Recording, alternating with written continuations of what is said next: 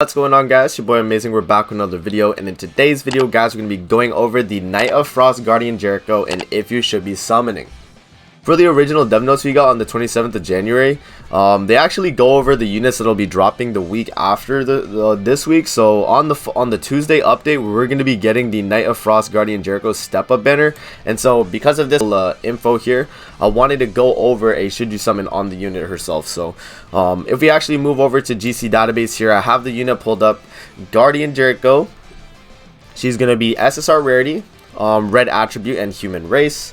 For passive here, when a hero uses a skill and critical hit occurs, decreases the defense related stats of the enemy that took the critical damage by 40% for 2 turns.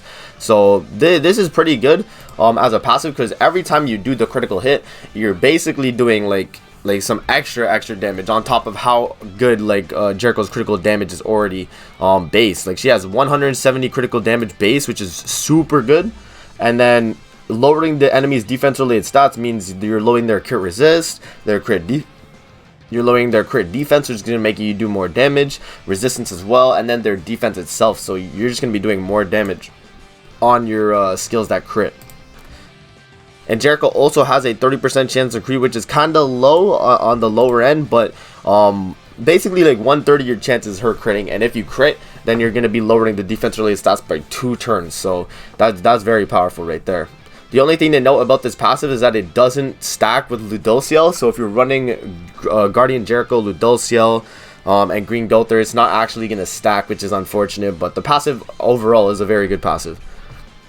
For her first skill here, she's going to inflict damage equal to 220% of attack on one enemy on her level 1. On her level 2, she's going to inflict 220% of attack on one enemy and freeze the target for 1 turn. When the freeze is removed by using skills, ultimate moves, or after turns have passed, inflict damage equal to 20% of the remaining HP on the enemy. And then on the rank 3, it's going to do 360%. It's going to freeze for 2 turns. And then when the freeze is removed, it's going to do damage equal to 40% of the remaining HP. So this skill right here is a very powerful skill. This is the first freeze skill that does damage as well. So on the rank 1, it's just going to be a regular card. On the rank 2, it's going to be a turn 1 freeze, and then rank 3, it's going to be a 2-turn freeze, which is very, very powerful, man. And another thing to note as well is that you can basically use it as like a Merlin freeze or a Gustav freeze on the level 2, level 3, because it actually does extra damage depending on the remaining HP. So 40% of the remaining HP, 20% of the remaining HP. So you could attack the unit after they've been frozen as well and do damage and get this remaining HP damage off, which is very, very good, man. I like this skill a lot. And then for her second skill here, she's going to inflict detonate damage equal to 400% of attack on one enemy, and detonate is 20% additional damage per orb in the target's ultimate move gauge. For her ultimate here, she's going to inflict spike damage equal to 560% of attack on one enemy. This can scale up to 840% at 6 out of 6.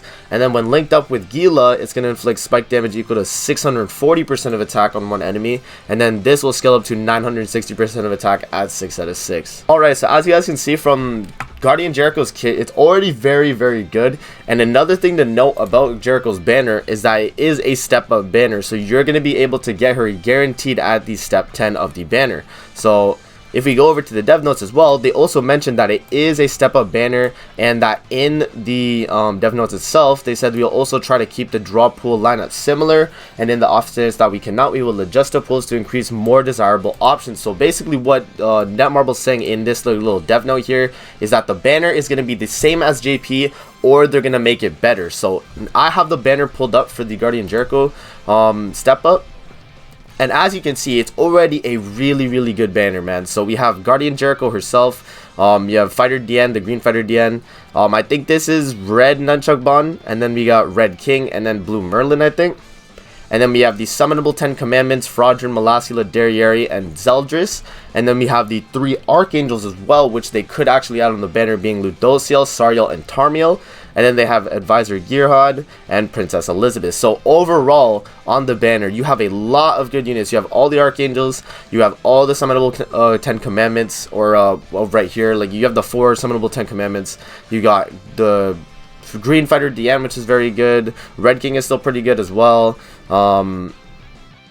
I don't know exactly if the Nunchuck Bon, the Green Merlin, or the Great Mage Merlin are the blue and red versions, but, you know, assuming regardless of that, the banner itself is just very good. And because it's a step up, you're actually on step 2 and 7, you're going to have a 1 diamond multi, and then on step 5, you're going to have a guaranteed SSR. Step 10, you're also going to get the guaranteed Jericho, and then it'll reset and go back to step 1. So this banner is just very good. You have good value in that there's 1 diamond multis. So if you're free to play, you can do 31 diamonds and do 2 multis, which is pretty good. But yeah, overall, if I had to go over if you should be summoning as a free to play, I would say do the first 2 multis, because 31 diamonds is good value. Because you're getting 2 multis for only using 1, basically, which is very good. Another thing to note about Guardian Jericho's banner as well is that we're getting the 1 Escanor releasing 2 weeks after Guardian Jericho's banner. And so because of that, I would say only do the first 2 multis on Jericho's banner if you're free to play, because you want to save the rest of your diamonds for the 1 Escanor, man. You want to have a chance at him, and you're going to need 900 gems for him. But if you're very low on diamonds, then I'd say probably just skip Guardian Jericho entirely, and then just summon on the 1 Escanor when he drops. So I'd say if you're free to play, do the first multi or first 2 multis, and then if you spend on the game, I'd say definitely get Guardian Jericho, because she's a really good unit, man. She got freeze, which is very powerful. If you think of it, it's like a King Brim type of freeze thing you could run her on. Shout out to Derpy. Derpy runs Guardian Jericho with like a Jerebeth comp. So you run Guardian Jericho, you run Green Gother or Red Gother, and then you run Goddess Elizabeth. And then that team is able to just spam stuns and freezes, and it is just super powerful, man. So I'll definitely recommend to summon for her if you do spend on the game, because she is a very good unit. But yeah, that's going to be it for the video. I hope you guys enjoyed. Don't forget to like, comment, subscribe as always. And if you guys want to see more videos like this, definitely let me know in the comment section below. And I'll see you guys in the next video. Peace out.